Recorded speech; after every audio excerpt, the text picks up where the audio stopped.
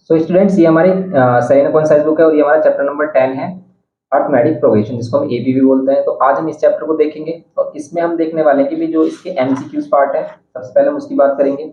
और इसके जो सभी लॉन्ग क्वेश्चंस हैं हमारे ओल्ड लेक्चर में आपको मिल जाएंगे, उनका लिंक आपको डिस्क्रिप्शन बॉक्स में मिलेगा। ओल्ड लेक्चर में आपको सभी लॉन्ग क्वेश्चन मिलेंगे इसके एमसीक्यू को छोड़कर। अगर आप एमसीक्यूज को हटा देते हो तो ये जो क्वेश्चंस यहाँ से स्टार्ट हो रहे हैं ओल्ड लेक्चर में आपको ये सभी क्वेश्चंस मिलेंगे, आप उस लेक्चर को देख सकते हो और वहां से आपको कंप्लीट हेल्प मिल जाएगी इसमें। तो सबसे पहले हम बात करते हैं यहाँ पर 10A के एमसीक्यूज के अबाउट। ओके, तो 10A के एमसीक्यूज देख लेते हैं। इसमें हम क्या कहते हैं। अब एपी का अगर आपको बेसिक इंट्रो देखना है तो आप हमारे ओल्ड लेक्चर में देख सकते हो, जिसमें हमने लॉन्ग चैप्टर कराया है, या फिर इसका बेसिक इंट्रो हमने अलग से भी प्रिपेयर किया है तो आप कमेंट करके बता देना। हम उस लेक्चर को आपको शेयर कर देंगे, आप उसमें बेसिक इंट्रो देख सकते हो कि भाई एपी होता क्या है। एपी सिंपल हमारा क्या होता है अभी, तो एपी हमारा सिंपल क्या होता है, जिसमें हमारी क्या होती है कि स्पेशल सीक्वेंस बनता है जहां पर हमारे टू टर्म्स के बीच का जो डिफरेंस होता है वो क्या होता है, लेट कर लेते हैं। ये एक हमारे पास सीक्वेंस है 2 5 एंड यहाँ पर क्या लेट कर लेते हैं हम इसमें 8 11।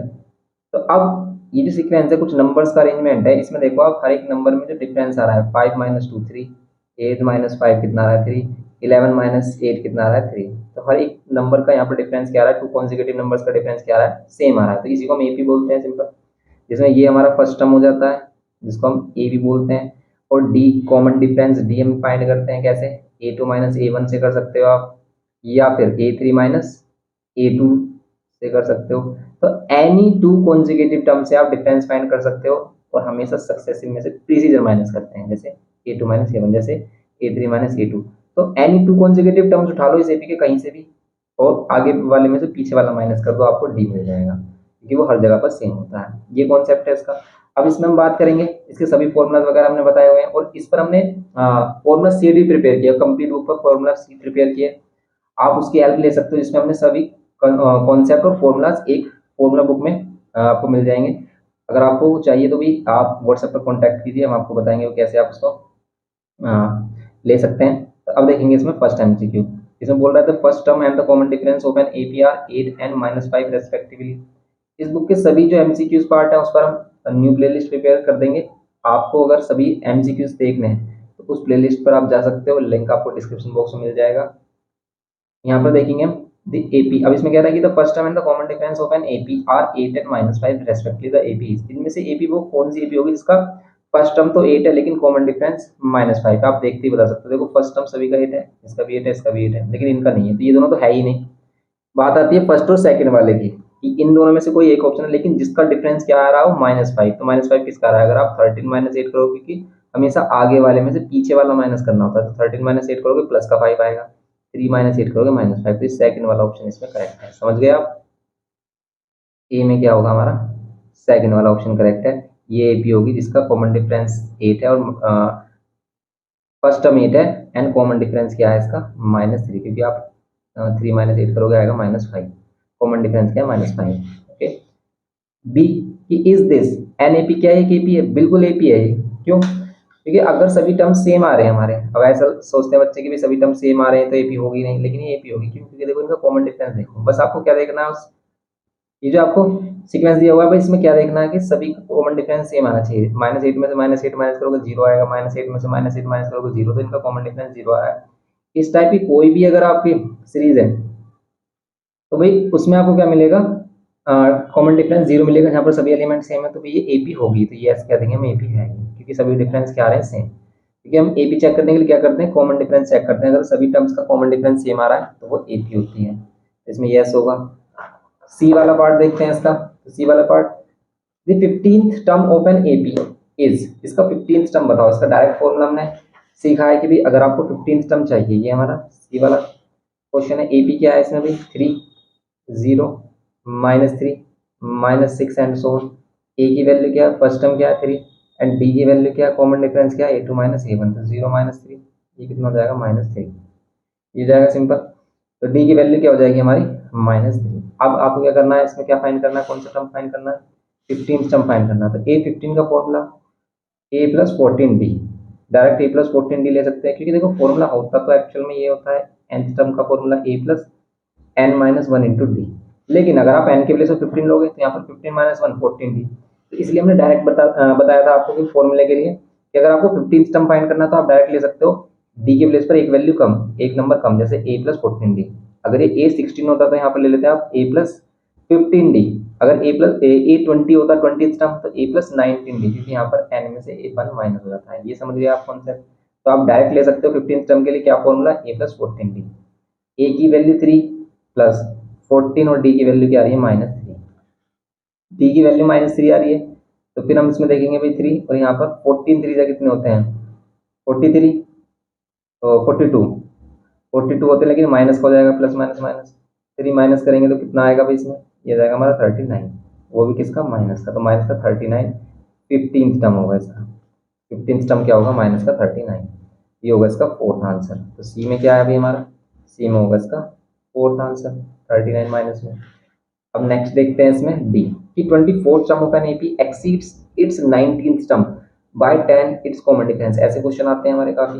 ये कह रहा है कि जो उसका 24th टर्म है, जिसका 24th टर्म है वो उसके 19th टर्म से 19th टर्म से कितना ज्यादा है, 10 ज्यादा। तो या तो इसका मीनिंग ये कह सकते हो आप कि अगर आप 24th में से 19th टर्म माइनस करोगे तो 10 आएगा। कि भाई ये वाला टर्म इससे इस वाली वैल्यू से 10 ज्यादा है, कितना एक्सीड है, 10 एक्सीड है। इसका मतलब ये 10 बड़ा होगा इससे, समझ रहे हो, ये 10 ग्रेटर होगा इससे। मीन्स जो इसकी वैल्यू आ रही होगी वो बड़ी आ रही होगी, वो 10 ग्रेटर आ रही होगी इससे। इससे लेट कर लेते हैं, इसकी वैल्यू आ रही है 30 और इसकी वैल्यू 20 आ रही होगी, तभी तो ये 10 ग्रेटर होगा। तो बस इसका मीनिंग आप डायरेक्ट माइनस कर लो। अब इसको सिंप्लीफाई कर लो, यहाँ पर आएगा a प्लस 23d। अभी बताया था भाई 24 है तो 23d माइनस 19 पर आएगा a प्लस 18d, एक कम हो जाएगा 19 का, 18 हो जाएगा d के साथ। अब आप डिफाइन कर सकते हैं क्योंकि a से तो a कैंसिल हो रहा है। देखो 23d माइनस a और माइनस 18d। कभी भी क्वेश्चन मिले तो सबसे पहले आप उसको सिंप्लीफाई करें और फिर देखें कि भी आंसर आ रहा है नहीं, क्योंकि कुछ बच्चे इस क्वेश्चन को रीड करते और छोड़ देते हैं कि बीच में कॉमन डिफरेंस कैसे निकालें। तो पहले कंडीशन के अकॉर्डिंग जैसे वो बोल रहा है ऐसे आपको करना है, फिर देखना कि आंसर क्या मिलेगा। डी की वैल्यू आ रही है आपकी 2, कॉमन डिफरेंस आ गया 2। तो यहाँ पर 2 कॉमन डिफरेंस सेकंड वाले में, सेकंड ऑप्शन है इसका, इसका है हमारा सेकंड ऑप्शन डी वाले में। सिंपल है। अब देखते हैं इसमें ई पार्ट, इसका last. In the AP this the nth term is 83 then n is equal to. अब देखो इसने कहा कि भाई nth टर्म ये किसी n नंबर पे आ रहा है, मतलब 10 20 50 कोई सी टर्म पर आ रही होगी वैल्यू। बताओ वो कौन से टर्म पर आ रहा है, इस बार n की वैल्यू फाइंड करनी है। तो सिंपल देखो फॉर्मूला यही लगेगा। अगर टर्म्स की बात कर रहा है तो फॉर्मूला यही रहने वाला है हमारा an plus sorry nth term का formula a plus n minus 1 into D. अब हमें नहीं पता कि n की वैल्यू क्या है, हमें n फाइंड करना, लेकिन हमें ये पता है कि इसका जो nth टर्म है, ये जो टर्म आएगा वो कितना है, वो 83 है। तो इसलिए आप nth टर्म के प्लेस पर रख सकते हो 83। यही बातें इंपॉर्टेंट होती है कि भाई हमें पहचानना होता है यहाँ पर कि भाई किसको क्या बोला जा रहा है। a की वैल्यू इसमें देख सकते हो आप, ए बी में 8 है, a की वैल्यू क्या है 8 प्लस n हमें फाइंड करना है। और d की वैल्यू देखो 13 माइनस 8 करोगे आप, कितना मिलेगा, 13 माइनस 8 करोगे मिलेगा 5, यहाँ पर 5। 8 माइनस कर लो, 83 माइनस 8 कर लो, कितना आएगा, तो 3 और 5 3 हो जाएगा 75। और यहाँ पर ये n माइनस 1 इंटू में 5 ये होगा। 5 से इसको डिवाइड कर लो, 5 1 जा 5, 5 5 जा 25 equals to n minus 1। Minus 1 इधर आकर क्या हो जाएगा, प्लस 1 हो जाएगा, तो ये हो जाएगा 16 इक्वल्स टू में n। तो बस n की वैल्यू क्या हो गई हमारी 16 हो गई। n की वैल्यू क्या हो गई हमारी 16 हो गई। सिंपल ये करना था इसमें हमें nth टर्म के लिए। तो nth टर्म के लिए n की वैल्यू क्या हो गई हमारी 16 हो गई। सिंपल। तो ये हो गया हमारा n की वैल्यू 16। इसका ऑप्शन देखो सेकंड, तो ई में भी क्या है ऑप्शन हमारा सेकंड। तो ई वाला पार्ट था हमारा, इसका भी ऑप्शन क्या है, सेकंड ऑप्शन करेक्ट है। सिंपल बस ये क्वेश्चन आते हैं इसमें। ये हो गए इसके एक्सरसाइज 10 ए के एमसीक्यूज। नेक्स्ट एक्सरसाइज के एमसीक्यूज देखते हैं। और लॉन्ग क्वेश्चन के लिए बिल्कुल भी नहीं डरना आपको, ओल्ड लेक्चर जो है आपका बिल्कुल सेम एज इट इज, ये क्वेश्चंस आपको मिल जाएंगे और ईच एंड एवरी क्वेश्चन का सॉल्यूशन मिलेगा। बिल्कुल भी नहीं आपको पैनिक होना है। ओल्ड लेक्चर देखना है और इस तरीके से देखना है भी, इस विश्वास के साथ देखना है आपको कि भी ये वो लेक्चर आपको कंप्लीटली हेल्पफुल होगा। ऐसा मत सोचना कि भी ओल्ड लेक्चर है हेल्पफुल नहीं होगा, नहीं, सेम क्वेश्चन मिलेंगे आपको। तो उसको आप देखें, उसको कंप्लीट कर लें। ओल्ड लेक्चर मतलब ओल्ड लेक्चर के ही अगर आप नीचे की तरफ जाओगे, बॉटम की तरफ, तो आपको ये सभी हमारे एमसीक्यूज पार्ट और एमसीक्यूज पर हम एक सेपरेट प्लेलिस्ट भी प्रिपेयर कर देंगे, जिसका लिंक आपको डिस्क्रिप्शन बॉक्स में मिल जाएगा, तो उसमें आपको सभी एमसीक्यूज क्वेश्चन मिल जाएंगे। अब देखेंगे हम एक्सरसाइज 10 बी। 10 बी देखो आप इसमें, यहाँ पर देखते हैं सर फर्स्ट एमसीक्यू। तो इसमें फर्स्ट एमसीक्यू बोल रहा है कि भी two APs have the same common difference, two APs के पास सेम कॉमन डिफरेंस है। If the difference between their 25th terms, अगर उनके 25th टर्म्स का डिफरेंस 8 है, the difference between their 50th term. तो देखो ये इस टाइप के जो क्वेश्चन होते हैं ना, इसमें जितना ही 25th टर्म का डिफरेंस होगा उतना ही उसके 50th टर्म का, आप कोई भी टर्म ले लो उसका, उनका कॉमन डिफरेंस सेम ही रहता है। कैसे देखो आप, अगर हम इसको समझे तो कैसे कह रहा है कि two APs have the same common difference. Let कर लेते हैं एक एपी है हमारे पास A plus D, A plus D and so on, means इसका को कॉमन इसका जो कॉमन डिफरेंस है वो है डी। एक दूसरी एपी है जिसका कॉमन डिफरेंस हम लेट कर लेते हैं कैपिटल डी, या फिर डैश लेट कर लेते हो A, A plus capital D let कर लेते हैं A plus capital D, two D and so on. अब ये कह रहा है कि भाई if the difference between their 25th term, इनके 25th टर्म का डिफरेंस, 25th टर्म का डिफरेंस, इसे कैपिटल ए से लेट कर लेते हैं, कितना आ रहा है हमारा 8 आ रहा है। तो अब आप देखो कि भाई इसका मीनिंग क्या है, इसका मीनिंग है ए प्लस 24 डी, इनका कॉमन डिफरेंस तो सेम है ना, have the same common difference. अच्छा कॉमन डिफरेंस सेम है तो भाई डी के प्लेस पर तो हम डी लेंगे क्योंकि कॉमन डिफरेंस दोनों का सेम है, लेकिन फर्स्ट टर्म नहीं पता कि सेम है या नहीं, तो इसका ए और इसका ले लेते हैं कैपिटल ए, इसमें क्या ले लेते हैं कैपिटल ए, ऐसे लेट करेंगे क्योंकि कॉमन डिफरेंस तो दोनों के लिए सेम है, लेकिन फर्स्ट टर्म के लिए नहीं बोला कि सेम है या नहीं, तो इनको हम डिफरेंट लेते हैं। इसमें तो हम स्मॉल ले लेंगे और इसमें ले लेंगे हम ए की जगह कैपिटल ए, और प्लस 24 ए प्लस 24 डी, ये हो जाएगा इक्वल्स टू में 8, ये हो जाएगा ए प्लस 24 डी माइनस ए, और ये माइनस में 24 डी इक्वल्स टू में कितना 8, ये कैंसिल, ये ए माइनस ए कितना हो जाएगा 8। अब ये रिलेशन मिल रहा है हमें, लेकिन हमें तो फाइंड करना है इसके 15th टर्म का सम, तो 15th टर्म का सम फाइंड करो, ए 15 माइनस ए 15, इसको लिख सकते हो आप ए प्लस 49 डी, इसको लिखोगे देखो कैपिटल ए और माइनस साइन अंदर एंटर करेगा जैसे इसमें किया था, तो ये माइनस का ही कितना बनेगा आपका 49 डी, दोनों का सेम इसलिए कैंसिल हो गया, ये बचा ए माइनस ए। अब देखो ए माइनस ए पहले से ऑलरेडी फाइंड कर चुके थे, तो इसका भी आंसर कितना होगा 8 ही होगा, तो बस इसलिए इसका आंसर कितना हो जाएगा 8। तो फर्स्ट में क्या आएगा इसका आंसर 8 आएगा, फर्स्ट का है third answer, third option 8 answer. Okay, ये था हमारा क्वेश्चन नंबर फर्स्ट। सेकंड देखते हैं, अब देखो इसमें सेकंड वाला,